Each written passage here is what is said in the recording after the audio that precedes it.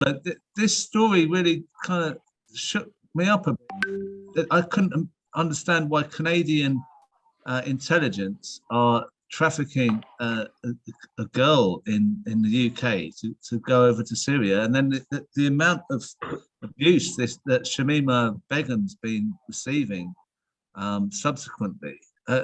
I mean, there's such a dark side to what's going on. I mean, it does make people who are conspiracy theories seem to have some kind of point, doesn't it? Yeah.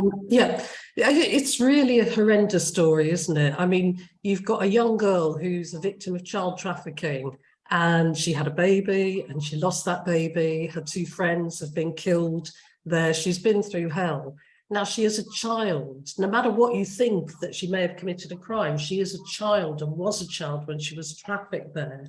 And I think now, I've always felt this anyway, but the government used this to change the immigration laws so that they can now take away citizenship from anyone pretty much they want if you've got the right to live in another country. So they've widened it, they've seen an opportunity and they've used it.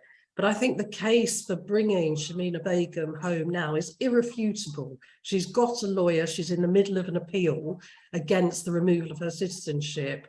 That is ongoing, but the UK government has to make a decision to bring her back now.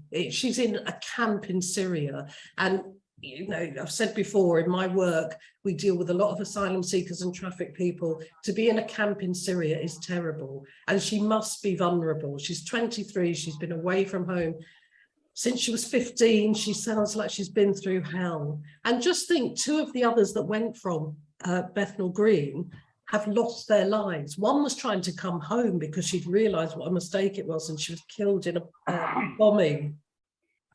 So we need to get her home as soon as possible. It is shocking. And what is also, I'm not shocked anymore, actually, I don't know why I say that, is that this came out some time ago and the UK knew, and they were asked by Canada to cover it up. And the Metropolitan Police, those wonderful Met Police who are always looking out for women, knew about it and did nothing. And so increasingly we see there really are two sets of rules and laws. There's one for all of us and there's another for politicians and governments, and they can do whatever they like. How many times do we see those politicians going on and on about the traffickers? We have to stop them, they're evil personified. And this is what they do. It really is appalling. And I think we ought to have a campaign to get her back immediately.